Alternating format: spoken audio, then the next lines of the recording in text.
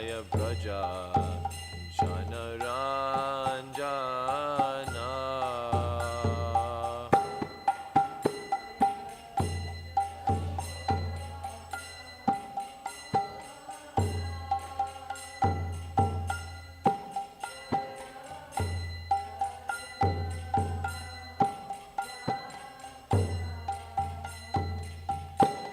Jaya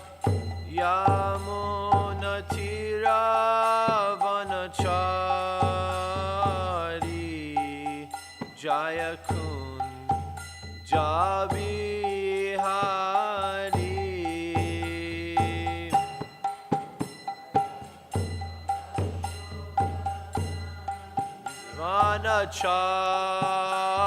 Vanachari Jaya Kunjabihari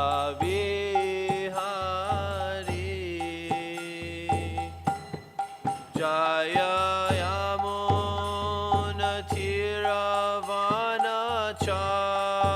Yamunatiravanachari Jaya Kunjabihari.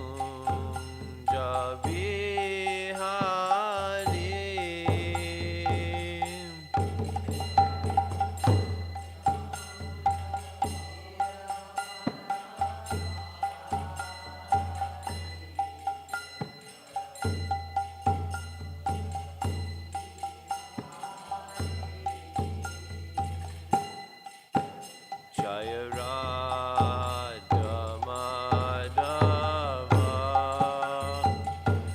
Jaya Kunja Bihari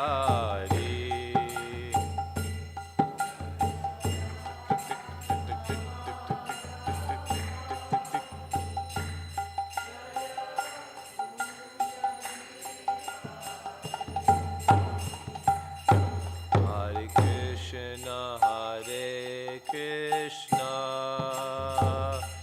Krishna Krishna Hare Hare Hare Rama Hare Rama Rama Rama Hare Hare.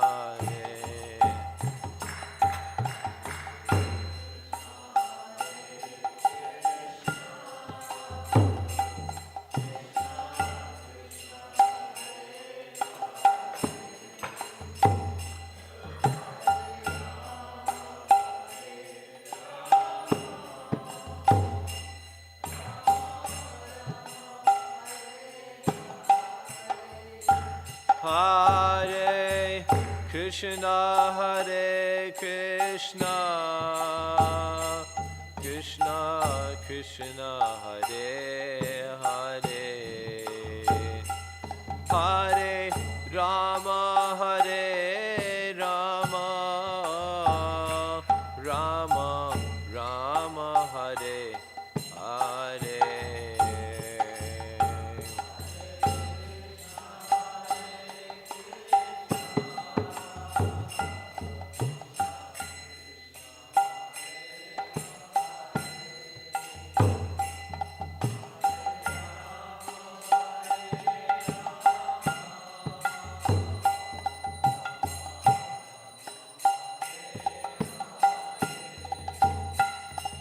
Hare Krishna, Hare Krishna, Krishna Krishna, Hare Hare, Hare Rama, Hare Rama, Rama Rama, Hare Hare.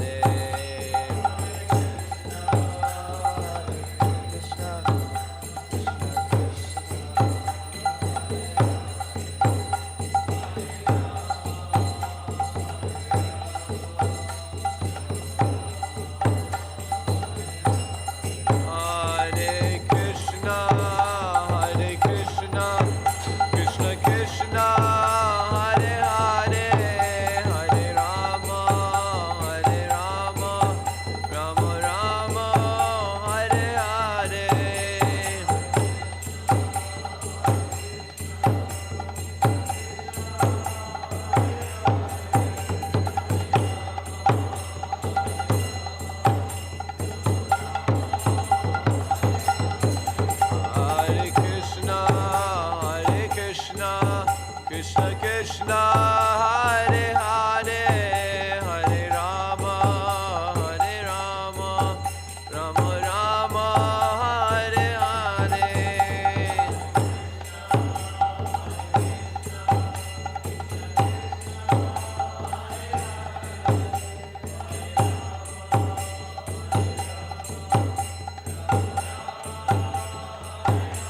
Hare Krishna, Hare Krishna, Krishna Krishna, Hare Hare, Hare Rama, Rama Rama, Hare Hare.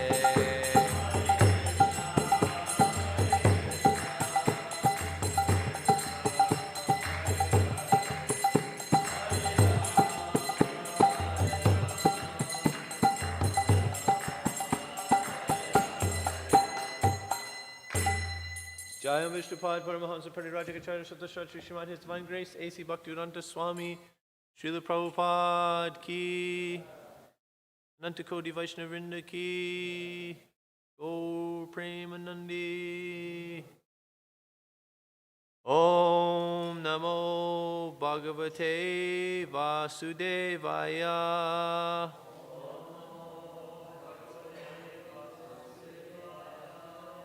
Om Namo Bhagavate Vasudevaya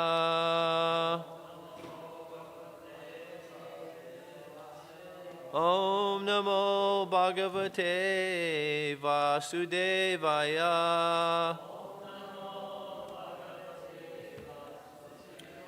Narayanam Namaskritya Naram Chaiva Narottamam Devim Saraswatim Vyasam Tato Jayamudirayet Nastapresha Badreshu Nityam Bhagavata Sevaya Bhagavati Uttama Shloke Bhaktir Bhavati Naishtaki. Hare Krishna, everybody. We are on Canto 4 of the beautiful Srimad Bhagavatam, creation of the fourth order. We finally reached the end of the Dhruva Charita, and we're moving on. We're about to hear about King Venu and the Prachetas and Narad Muni, so it's all very exciting. Now we're on chapter 13, the description of the descendants of Dhruva Maharaj. Maitreya Uvacha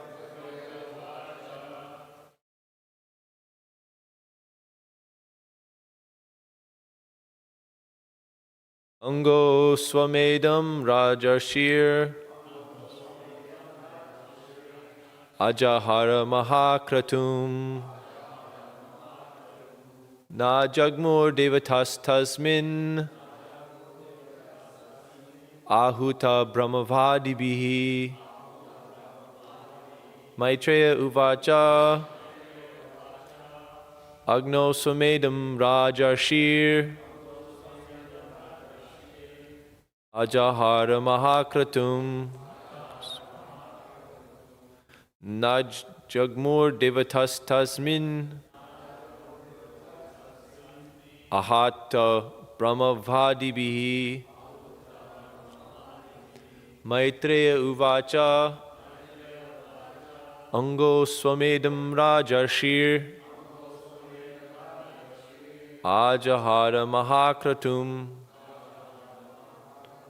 Na Jagmur Devatas Tasmin Ahuta Brahmavadibihi.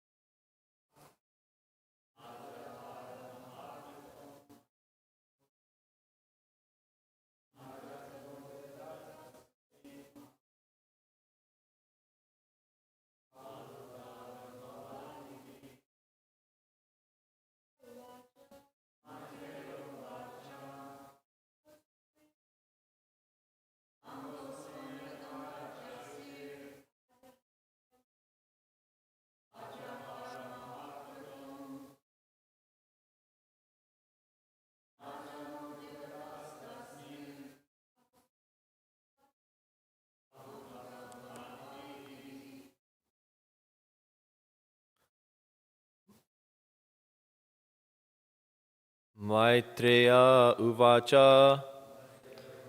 Maitreya answered, Angaha, King Anga, Ashvamedham, Ashvamedha sacrifice, Raja Rishihi, saintly king, Ajahara, executed, Mahakratum, great sacrifice, Na, not, Ajagmuhu, came, Devataha, the demigods, Tasmin, in that sacrifice, Ahutaha, being invited, Brahmavadibihi, by the Brahmanas expert in executing sacrifices.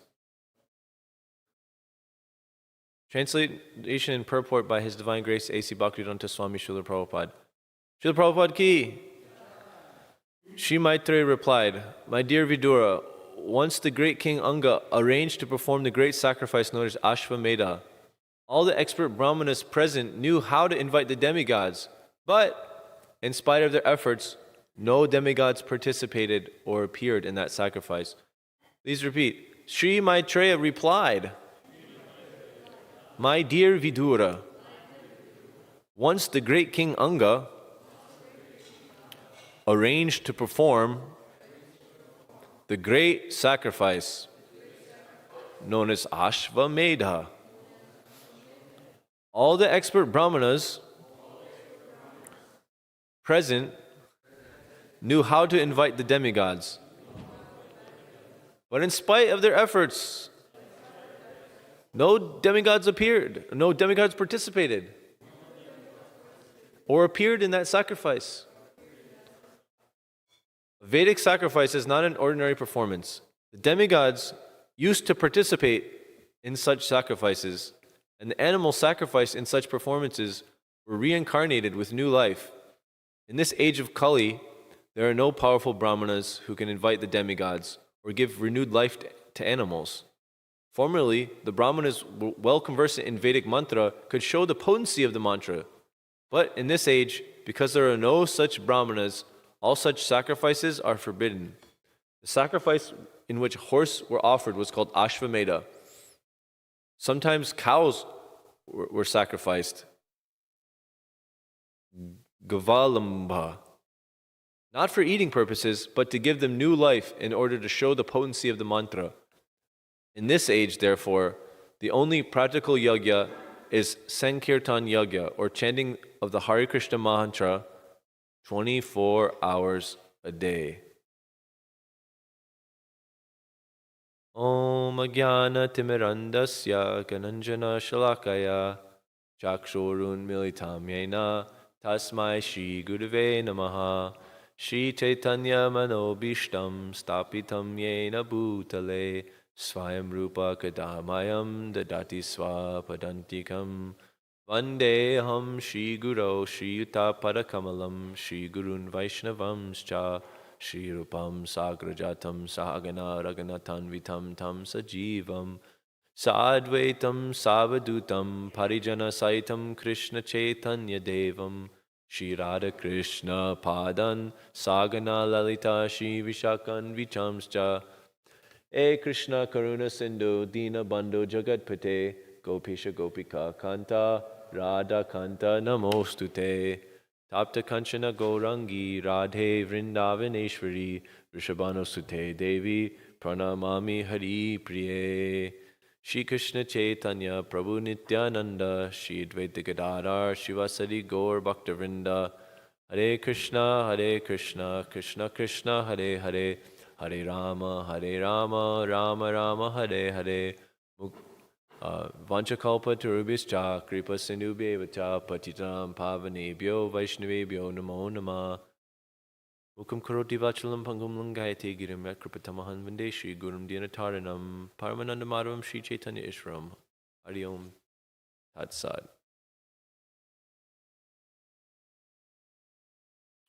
Shri Maitreya replied, My dear Vidura, once the great King Anga arranged to perform the great sacrifice known as Ashvamedha.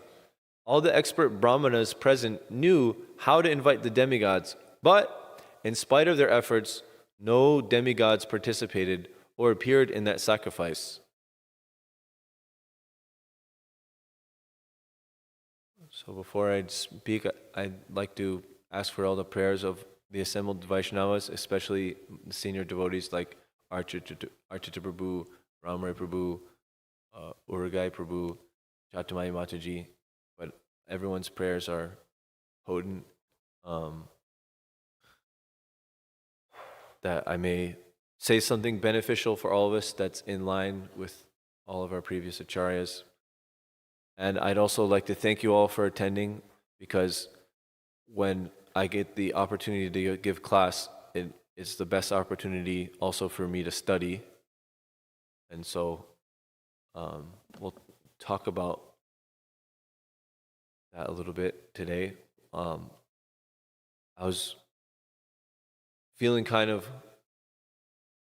maybe pulled a little bit, saying, oh, I have so much service to do and now I have to give class. But then when I read the verse in the purport, I thought, okay, this is like a nice verse and nice purport. Right now we're in a transition in the Bhagavatam. Like I was saying, we were just in Dhruva Maharaj's Charita, and we're about to go hear about some other stories of some other wonderful personalities.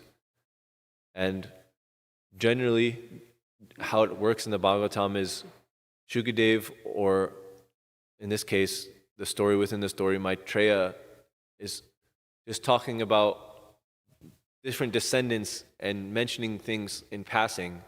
And then, if Parikshit Maharaj, or in this case Vidura, if they hear something interesting, they're like, wait, tell me more about that. And so,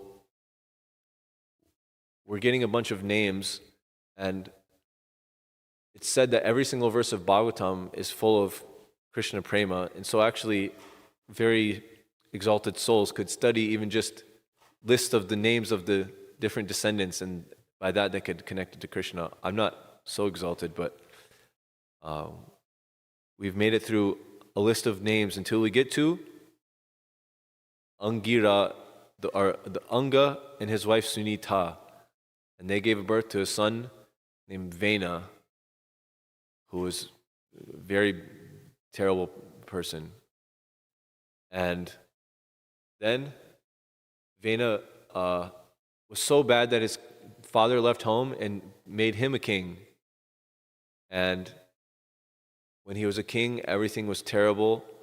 And then the Brahmanas got so angry, they cursed him and he died. So hearing this brief little episode, Vidura is saying, okay, please, Maitreya, please tell me, how is it possible King Anga was such a nice devotee? How did he get such a bad son like Venu? And how is it normally that the sages are so forgiving that they cursed him and killed him? And so then now we start to hear all the activities of King Vena. Venu sounds close to fruit, like the Vena sounds like Venu, which means flute. I get it confused. So now we're hearing about Maitreya talking about how this all began. So we'll see as time and time again, it's usually to pursue some sort of material desire that reality doesn't maybe want them to pursue. But then the kings are related with such powerful brahmanas who can change what happens, can cause miracles to happen. But generally by them interfering with that, it causes more problems. We'll see that here with King Vena, that King Anga wanted to do a sacrifice, but the sacrifice didn't have any fruit.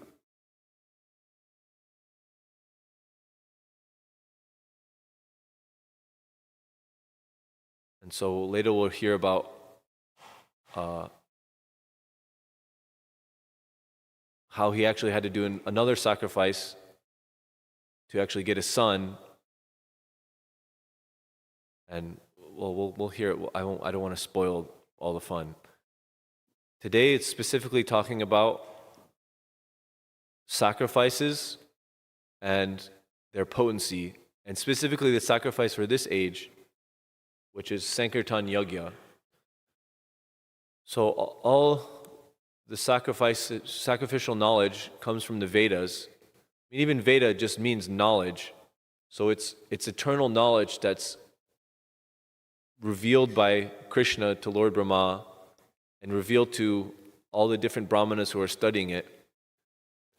But there's many different stages in the Vedas, but ultimately they're just meant for one purpose. Vedascha sarvara ham eva vedya. Krishna says in the Gita that the purpose of all the Vedas is so that I can be known. Or we say that, all the rules and regulations offered in the Vedas is so we can always remember Krishna, never forget Krishna. When the Vedas were being put down, written down, transcribed by Vyasadeva,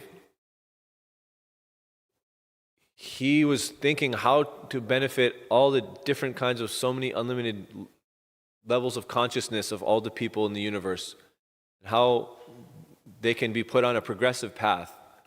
And so therefore there's so many different branches at different levels meeting people where they are. If they're at low consciousness, there's something for them to do. If they get a little higher, there's something to do. And it's like a ladder coming up. But Krishna warns us, men of small knowledge are attracted by the flowery words of the Vedas because they're offering, you can go to heavenly planets, you can get a nice next birth, very powerful, you can get so much good karma, and you can get such an opulent life. And he warns Arjuna. He's saying the Vedas are dealing a lot with these subjects of the three modes of the material nature. These Vedas are dealing with these lower things that will trap you, these flowery words that don't actually offer you something substantial. So therefore you should become transcendental to those words, those flowery words, those three modes, and be established in the self. And of course, we learn that self-realization and God-realization go hand in hand. They're two sides of the same coin. You can't fully realize yourself without realizing your relationship with God. And when you fully realize God, you realize that you're also in the picture there with God. We're parts and parcels of God. You can't separate them. Like when Krishna was looking, they tattled on him that Krishna ate dirt. Mother Yashoda, Krishna ate dirt. And so she wanted to check his mouth that he didn't eat dirt.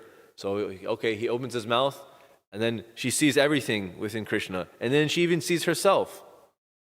So, self-realization means also God realization. Not that the self is God, of course, but we realize the relationship. And so all the Vedas are meant for knowing Krishna, but they also have all these different sacrifices to get different things. Even though the material world is a chance for the conditioned souls to go back to Godhead and return to their natural position, there's so many opportunities. Shama Sindhu, did you find that picture? I'm ready for it. Okay, so Exhibit A. This is a fish out of water. And that's the analogy is we're like the fish, and the water is like the spiritual world. The water is like a relationship with Krishna. If we're outside of a relationship with Krishna, if we're outside of the spiritual world, if we're outside of the spiritual consciousness, then there's no really chance for us to be happy no matter what is offered to us. And so if someone gives us a lot of money, a lot of sense enjoyment like food or intoxication or sexual sense gratification, it doesn't really matter. You got a nice comfy beach chair, smoking a cigarette. That's just all different levels ultimately of misery. And as long as a fish is on land, he's never going to be happy. And if he gets distracted by enjoying all these things, it's just a futile attempt. It's just going to extend his misery. So Krishna has given us the perfect system. He's given us the Vedas, but then he's also given us Vedanta. Okay, that's enough of that picture. I think people get the point. So Vedanta means the end of the Vedas. So the Vedas also, they have an end, they have a point. Vedas chasafer aham eva vedya. Aham, it's Krishna saying it. So of all the Vedas, I am to be known. So at the end of the Vedas, it means we need to understand Krishna. We don't need to understand all these other different kinds of yagyas, different kinds of karma, different kinds of jnana, different kinds of things. It's good to know it, but it's good to know that it's just a level. It's not the actual goal. It's a rank. You keep going to the top rank. The top rank is realizing Krishna. So Krishna made this perfect system by which all our temporary needs can be met, and then we can also make progress toward the ultimate goal. He says in the 3rd chapter, in the beginning of creation, the Lord of all creatures sent forth generations of men and demigods, along with sacrifices. And he blessed them by saying, be happy by this yajna, because by its performance, everything will be bestowed that you need for living happily, including everything you need for achieving liberation. So sacrifice fulfills our needs. And already Krishna is fulfilling our needs, but sacrifice is a way to show our gratitude for that and our realization of that. Like all the animals are able to eat. Even the elephant can get his 100 pounds of grass every day. And from the amoeba all the way to the gigantic whales, everything's getting nourished. Everything has their proper. It's a perfect system where everything has their proper habitat, their proper environment, and they slowly make advancement. The animals make advancement to get to the human form of life, and all the humans, they'll eventually make advancement to get off the animal platform of life, to get into real human life, and then eventually to get into spiritual life. But the biggest need, like there's a Maslow's hierarchy of needs, and the Vedas, the following sacrifice fulfills all those, from the base needs of shelter and food and companionship and knowledge. The highest on that chart is self-realization. And Lord Chaitanya, he explains, or Krishnadas Kaviraj explains in Chaitanya Charitamrita, that the real highest need, the highest self-realization is prema pumarto mahan. Like we have needs for dharma, artha, kama, and moksha. We have needs to get money, to fulfill our desires, and we have to follow some morality, and we have to perform our duties. And ultimately we have to get out of this temporary nature because we're eternal. But the real thing we need to solve, that will solve all those problems and even more, and the real thing that we're all aching for, or hopefully that our hearts are aching for and we're realizing that, is prema pumarta mahan, is actually reestablishing our innate love for God. And so Krishna is also mercifully given the best way for this. Kalar dosha nidei rajan asti eka mahan gunan kirtanad eva krishnasya mukta sangam param vrjet. That even in the Kali Yuga, there's no brahmanas that are smart enough to make yagyas that make miracles happen. There's no brahmanas that can perfectly chant the mantras and call the demigods, that you can see, oh look, there's Lord Indra, and there's Agni, and there's Vayu. Oh, they all came to this yagya. Wow, so amazing. And there's no brahmanas that can perfectly perform the sacrifice, and you know that the sacrifice was perfectly performed because at the end, whatever animals they sacrifice come back to life. They're reincarnated. That's forbidden in this age. But in Kali Yuga, even though it's an ocean of faults, everyone's in a very low consciousness. There's no smart brahmanas. There's practically no Vedic culture left. It's all just a facsimile. But there's one good quality, that kirtan of Krishna is distributed by Krishna. And by that, everyone can have the best kind of association, and they can be completely, perfectly liberated to attain Vraj consciousness, which is that prema pumartan mahan, that real need that we all ultimately have. And the more we get realized, the more we'll feel that need. And so this kirtan, Sankirtan Yagya, is the Yuga Dharma. It means when many come together to praise the Lord's glories. And so it gives everything we need. Like the Brahmanas in the previous ages were doing sacrifice, and by that sacrifice, rain was falling, grains were coming, civilization was happening. And now all of the different problems that sacrifice was solving in those previous ages through miraculous ways is being miraculously solved through Sankirtan. And so Prabhupada even said, when he was very young, there was some COVID happening back then, in like the early 1900s. And then someone did Sankirtan, and they said that's what cleared it. Although it's actually an offense against the holy name to try to use it for material purposes, it's better to turn towards Krishna in Sankirtan than to turn towards something mundane. But still, we should understand the magnitude of the potency of the holy name, and not, if you go to a king and he says, I'll give you everything and anything you want, and you say, I just need like a Snickers bar, I'm a little hungry, then you're not taking the king seriously, and it's almost offensive. So similarly, if we come to the holy name and we ask for just material things, I'm sick and I want to feel better so I can enjoy my sense gratification, then you're like disregarding the whole point of the holy name. That we should be thinking, my sickness is that I don't love Krishna, and that's what I want. So if my body is burning, then I can understand that maybe soon that I might leave my body. So therefore I need love even more. Not that I want to actually fix the material sickness, because we can't avoid sickness, we can't avoid old age, we can't avoid death, and we can't avoid a rebirth. But what we can do is cultivate our love for God. So Sankirtan helps this. Sankirtan nourishes the entire community. Just like you would never want to do anything without chanting your 16 rounds, or if you chant your 16 rounds really good, everything becomes nourished.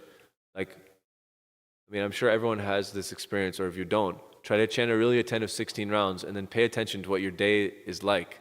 How easy it is to do service, how easy it is to flow from one thing to other, how easy it is to talk to someone about Krishna, and how you get empowered, you get protected by that chanting attentive japa. And then think about a day when you didn't chant attentive japa, or a string of time when day after day after day, I don't know if it's happened to you, but it's happened to me, where your japa is just not good. Then you feel weakened, like the moon is waning, and it's hard to speak about Krishna, it's hard to do your service, it's hard to do all these other things. So similarly, although we haven't made a vow to our spiritual master to do Sankirtan, by performing Sankirtan, this is what makes the whole community empowered. This is what is the glue that brings everything together. If Krishna is not being glorified, then the place is a place of pilgrimage for crows.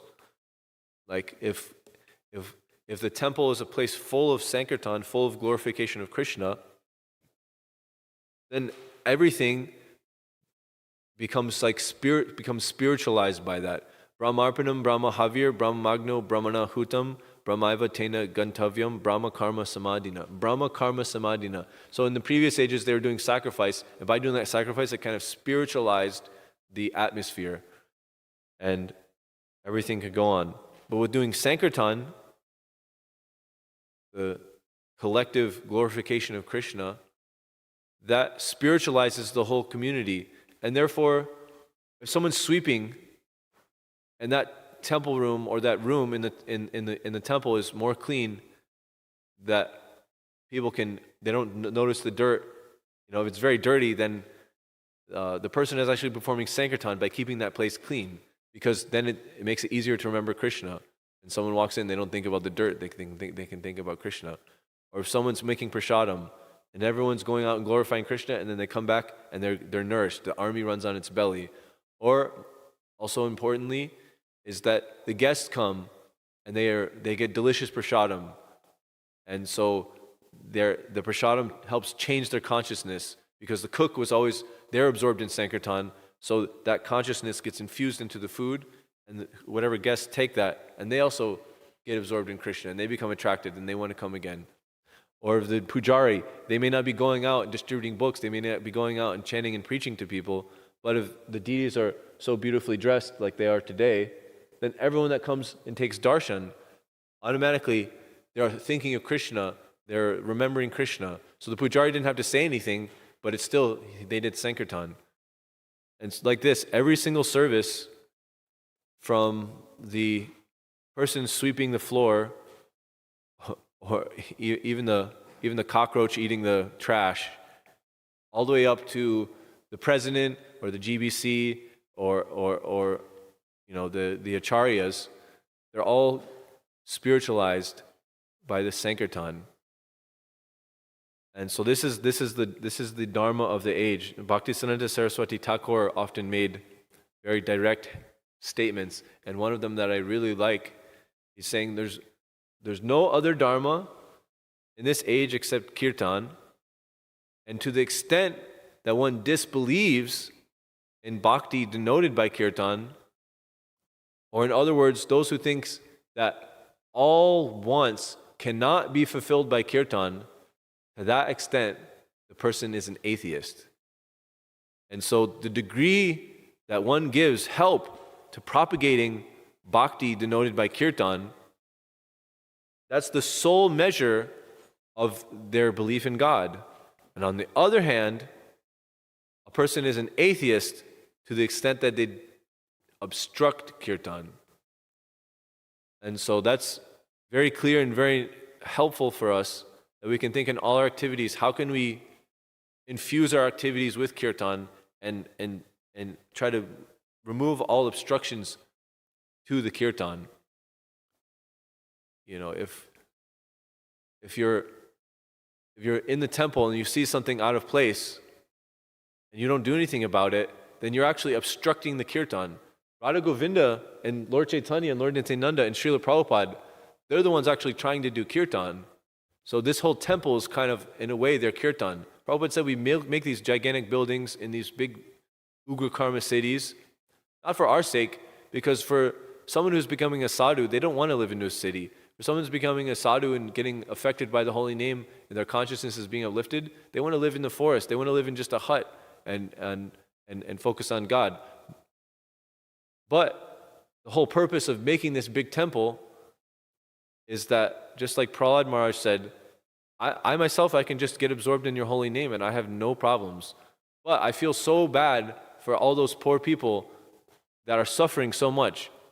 And so the real driving force of a devotee is to try to help them. And so from that compassion, which is coming from Radharani, she's the ultimate compassionate, the personification of the compassionate nature. When Krishna imbibes her mood as Lord Chaitanya, that's all that he wants to do. And when his servants come here, like Srila Prabhupada, that's what they want to do. So they make this big palatial building, even though it is in the mode of passion to make such a building like this. It's to attract all the fallen conditioned souls like me, so we can have a chance to get in contact with spiritual life. So if we see something in disarray in the temple and we don't do anything about it, and then someone comes and they notice it and it makes them less inclined to be in the temple, then we're actually an atheist to that extent. We're obstructing kirtan, we're obstructing Prabhupada's kirtan. And the best thing that we can do in our lives is to try to dovetail ourselves with Prabhupada's kirtan and try to propagate that. That's why Prabhupada said, distribute books. That's why Bhaktisiddhanta Saraswati Thakur said, if you get money, print books. So Prabhupada, he got his kirtan, which he's just repeating what his Guru Maharaj taught him. And it's all the way coming down, all the way back to Lord Chaitanya, all the way back to Lord Krishna. Their kirtan is put in the form of these books. And that's why Prabhupada said Sankirtan and also distributing books, that's like the highest thing that we can be doing. Because if the fallen soul gets connection with the book, then they're getting connection with all Vedic knowledge. It's so potent. So we're talking about miracles that happen in the different yagyas, like demigods coming and animals being brought back to life. So in the age of Kali, there's so many evidence of the holy name and of Sankirtan bringing miracles. I'm sure people have different experiences, and there's so many effects that happen to us if it's happening correctly. Like it said, devotion, direct experience of the Supreme Lord, and detachment. These three things occur simultaneously for one engaged in devotional service, one who's taking shelter of the Supreme Lord. In just the same way, like when you're eating, you get experience pleasure from tasting the good food. You get nourished. Your body starts to feel strength. Like if you're fasting for a long time, you might feel very weak. You don't want to do much. But then finally, when you eat that next meal and you break your fast, all your strength comes back. And then your hunger also goes away. So devotion and pleasure of eating are considered the same. Like Krishna says, Raja Vijam Rajaguyam Pavitram Idam Uttamam Partakshivamam Garam Susukam Kartum. When you do it, it's susukam, so happy, so pleasurable. Everything we do in Krishna consciousness is pleasurable. We want to hear something nice. So what nicer philosophy and thing is there to hear than the words of the pure devotees, than the songs of Narottam Das Thakur and what he's trying to explain, than the ideas that Lord Chaitanya is giving us. If anyone can find something more sweet, please tell me, because that's what we're all looking for, is sweet things. But I don't think we can find it. And what's more sweet than hearing very nice kirtan, sung about the sweetest thing, love of Godhead. What's more sweet than tasting any of the nice prasadam dishes that are offered? I mean, that's one reason that many people join, that I joined, and that it's easy for me to stay, because the prasadam is so delicious. And what's more sweet than the association of devotees? So similarly, devotion is all pleasurable. And so then when you eat, you not only get pleasure from eating, you get nourishment. So direct experience of the Lord is that nourishment. When we really chant our japa, we're getting nourished on a spiritual level because we're connecting with Krishna. He's there in the form of His holy name. And when we're actually focused, we realize that Krishna is non-different from His holy name, and He's dancing on my tongue. He's right here with me. And that completely nourishes our consciousness. Krishna says, Paritranaya sadhanam vinashaya tadushritam. So the way Paritranaya sadhanam, that He uplifts the sadhus, is He alleviates their separation from Him. And Lord Chaitanya is known as Vishvambara, the maintainer of the universe. So He uplifts us. He nourishes. It said, I don't want any salary as my pay. I just want love if I'm going to do service for you, Lord. I don't want to be like like Prahlad Maharaj says, I don't want to be like a merchant. But I just want the salary of love. So this is our nourishment we get from devotional service.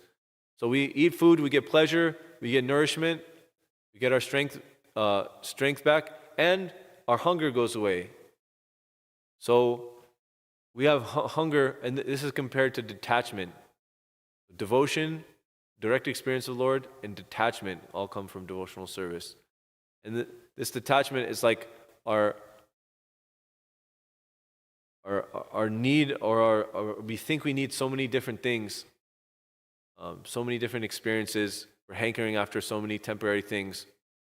But finally, when we contact the Lord, then we can give it all up. We don't want to get distracted by those things. We don't want to just focus on the Lord. Similarly, when we're eating, we can't focus on anything else when we're eating. We're so hungry. And then finally, when you're done eating, you can be everything's just so clear.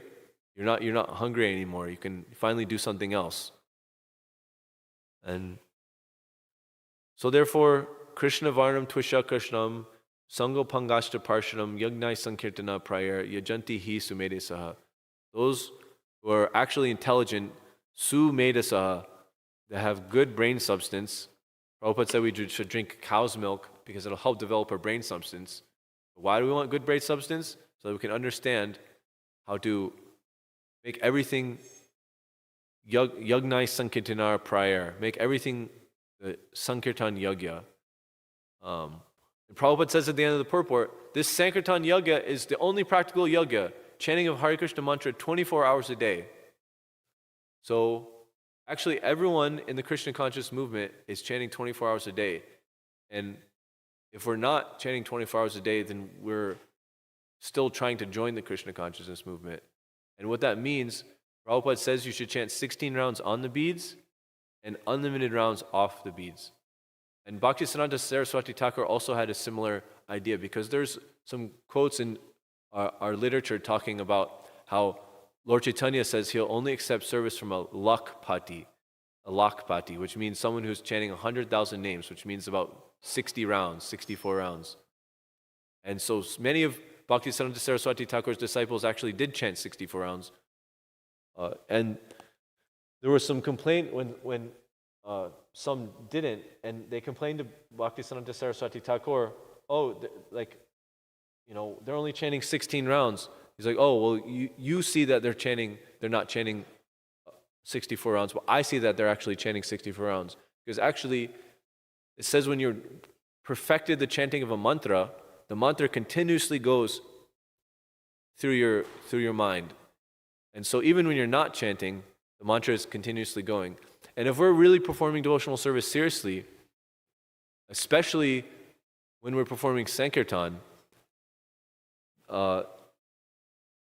meaning if you're trying to, like for me, if I had to give this class, I had to focus on Krishna studying to do it. I had to focus on Krishna writing it now, and I have to still be focused on Krishna, trying to tell all of you about Krishna. And if you go and you're trying to distribute books and you don't know what to say to someone, then you're just praying to Krishna, Krishna, Krishna, please help me know what to say. Krishna, Krishna, Krishna, Hare Krishna, Hare Krishna, Krishna, Krishna, Hare Hare. And like that, whatever you're doing, if you're cooking, you're hearing a lecture about Krishna, you're always just hearing about Krishna. You're maybe chanting a bhajan or chanting Krishna's name. And when you get more and more absorbed in Krishna, then even when you're sleeping, you'll dream of Krishna. The mantra will go through your head in your sleep. So these are the stages that we're trying to get to. This is the actual advancement. And so Prabhupada said the only practical yagya is the Sankirtan yagya, or chanting of Hare Krishna mantra 24 hours a day. So included with that, our goal, our branch of Ram Roy Prabhu and myself and some others, we're in the Radha Govinda's 24-hour kirtan department. So, by the temple existing, it is like a 24-hour kirtan. Even if someone just walks by and sees the Rangolis in front and sees the Hare Krishna temple and sees Prabhupada's name, even just seeing that or walking by, because we did kirtan here, the potency is there. Their molecules get influenced by that. There's special waves that influence them. The bhakti energy is saturated here, so it influences. But it would be even better if there was always a Hari Nam Sankirtan going on here. We may maintain, through much difficulty, to do 4 hours per day, but ultimately the goal is 24 hours a day. That's the dream. So we can pray and we can hope. It's Prabhupada's desire that he wants everyone in New York to be happy by Krishna consciousness, and he wants all his centers to have a 24-hour kirtan. They have one 24-hour kirtan in Vrindavan. They have one going on in Mayapur. Prabhupada said New York was his most important project, and there's also a huge population around here, and it's one of the international centers, you could say, on par with Vrindavan and Mayapur. So therefore, it should eventually happen. Right now, there's maybe not enough full-time devotees to maintain all the service nicely and maintain that. But in due course of time, it doesn't take much.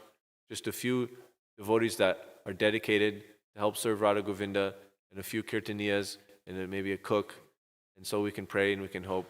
And there's 30 seconds left of the class, and so if Ramar Prabhu or Chatamai Mataji have something to say, they can have a comment, otherwise someone can ask a question or make a complaint. Ramar Prabhu, I'll just repeat what you say. I don't think there's enough time for that. If you have the microphone, then people online can hear it. I'll just repeat what you say. You'll just repeat what I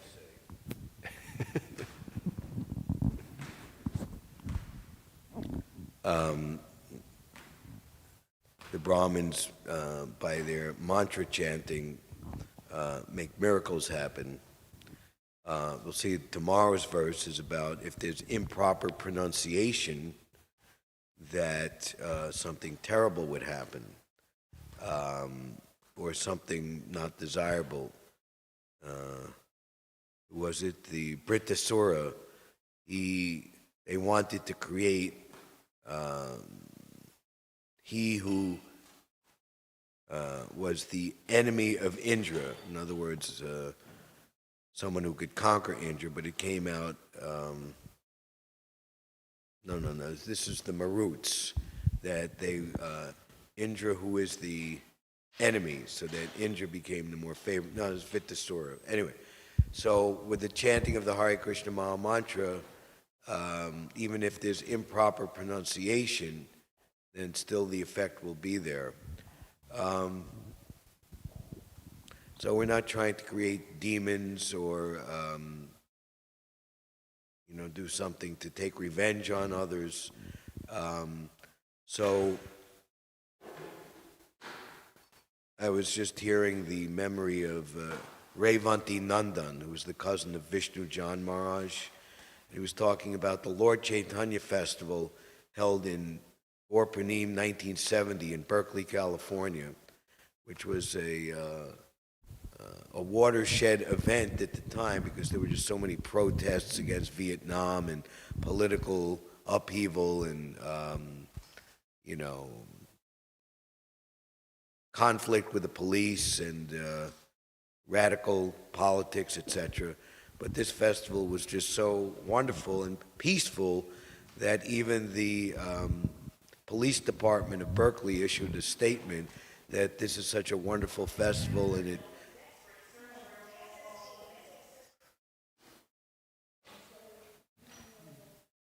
and contributed peace very much needed here in the community.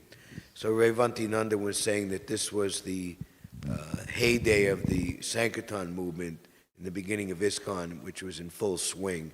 And many, many devotees joined because of the Harinam Sankirtan, who later became like gigantic book distributors, GBC men, leaders, spiritual masters. So the holy name will bring forth many qualified servants of Krishna. And of course, because it's the Sankirtan movement of Krishna in his most merciful incarnation of Lord Chaitanya, and that verse, Krishna Varnam Tvisa Krishnam, he's accompanied by his associates like Lord Nityananda, who extends the mercy unlimitedly, especially in this age of Kali when everybody is on the level of Jagai and Madai, and in some cases even worse.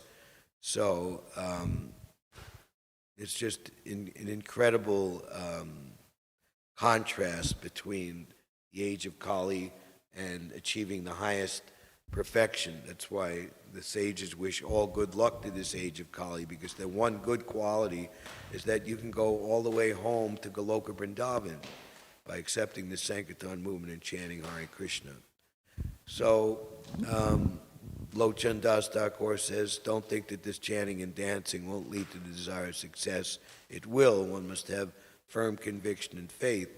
So by practicing, putting it into practice, going out on Harinam Sankirtan, we'll see these miracles happening, whereas others might not perceive them or think them very important. But the devotees of the Lord, they certainly understand how important the Sankirtan is, because what we're doing we're allowing the Lord, we're facilitating the Lord's appearance moment to moment, and ultimately 24 hours a day.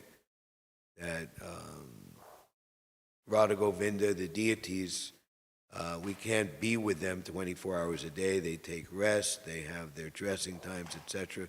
But the holy name is Krishna manifest all the time. And on that note, who's going to come to Harinam today? I mean, if you can't come, you can't come, but we should try to all put our full energy into it. Otherwise, Bhaktisiddhanta Saraswati Thakur may think that you're an atheist. Gopal Pran Prabhu has something to say, although it's very late, because he's such a good devotee, we'll stretch the time. Who says that demigods don't appear when you do Bhagavad Shravan? Who says when demigods don't appear when you do Shravanam and Kirtanam? Srila Prabhupada, when he was doing a talk in, I don't remember which place, but he was telling that, didn't you see Narad Muni appeared? Didn't you see Indra was there, Lord Shiva was there, hearing Srimad Bhagavatam, hearing the talk. So, Yeah, when you do the sacrifice, demigods may not appear because of the chanting of the mantras, but when you chant, when you hear the glories of Srimad Bhagavatam, demigods do appear. Hare Krishna.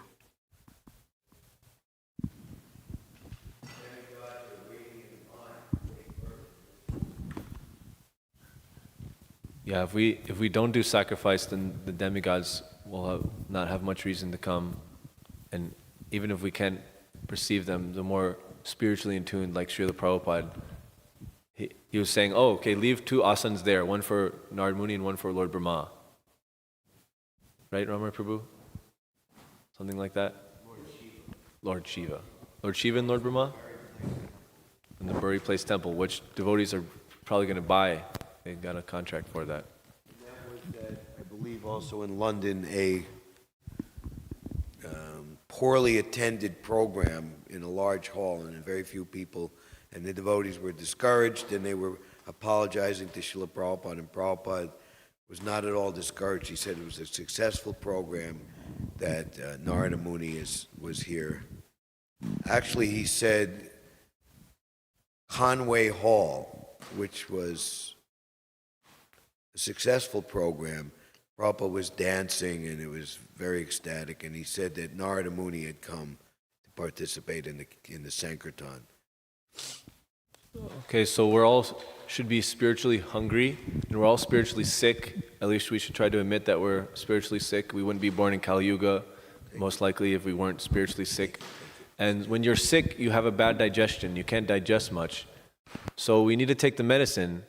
And the medicine is Sankirtan, the medicine is chanting our japa. And so we should listen to the orders of the doctor. And by taking the medicine, then we can take more medicine. Then we can eat more food. Then we can hear more about Krishna. And we can become more spiritualized.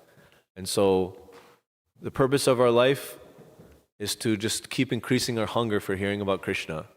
And so we should do something today to increase our spiritual appetite. We should come to Harinam, and we should chant from our heart, or we should distribute Prabhupada's books. And yes, Hare Krishna. Om Tat Sat. Srimad Bhagavatam ki jai, Srila Prabhupada ki jai, Gaur Premanandi.